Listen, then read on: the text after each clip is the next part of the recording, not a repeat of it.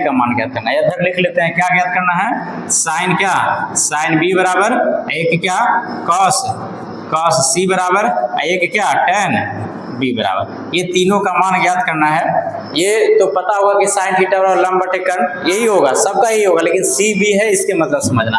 अब यहाँ से पहले त्रिभुज का त्रिभुज बनाना पड़ेगा। कह रहा है त्रिभुज ए बी सी में कोण ए बराबर 90 जब बोल दिया तो 100% क्या होगा, ये समकोण त्रिभुज। तो इसको त्रिभुज बनाना है पहले, एक समकोण त्रिभुज, ठीक है, आ जाएगा। यानी जहां पे 90 डिग्री बोलेगा, 90 डिग्री हमेशा यही होता है, तो यहाँ पे हमेशा कोण ए जब बोला है तो ए यहाँ पे रखना है, ठीक है, ए यहाँ पे रखेंगे।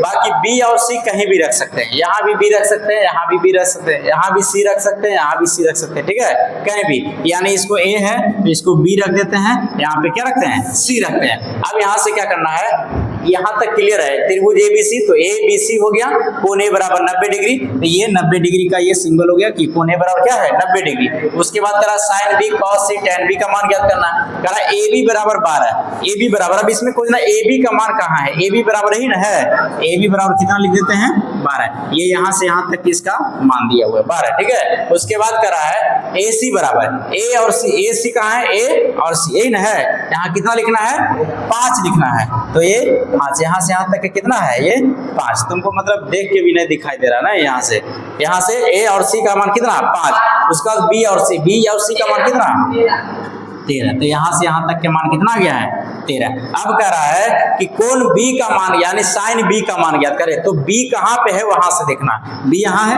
ठीक है, तो यहाँ से देखना है। तो यहाँ से देखेंगे, ये थीटा भी मान सकते हैं, यहाँ पे लिख सकते हैं कोण बी बराबर थीटा माना की, यहाँ पे, ठीक है, माना की क्या कोण बी बराबर थीटा, तो यहाँ पे क्या लिख सकते हैं, थीटा लिख सकते हैं। अब यहाँ से क्या करना है, इसको सामने देखना है, इसके सामने देखेंगे तो यहाँ से क्या, यहाँ से आ जाएगा, ये क्या होगा, ये लंब, ये लंब, ये क्या हो जाएगा आधार, ये क्या हो जाएगा कर्ण। अभी देखना कैसे होगा। अब साइन बी का मान है, साइन बी यही है, तो यहाँ से क्या करना है, लंब, ये इसका फार्मूला क्या होता है, लंब बटा कर्ण। ये साइन बी रहे, सी रहे, डी रहे, जो भी रहे, यहाँ पे क्या करना है, लंब बटा कर्ण नहीं होगा, तो यहाँ से देखना है, तो लंब का मान यहाँ से देख लेंगे कितना है 5, और कर्ण का मान कितना है 5 बटा 13, 5 बटा 13, ये पहला आंसर इसका हो गया। बस इतना ही करना।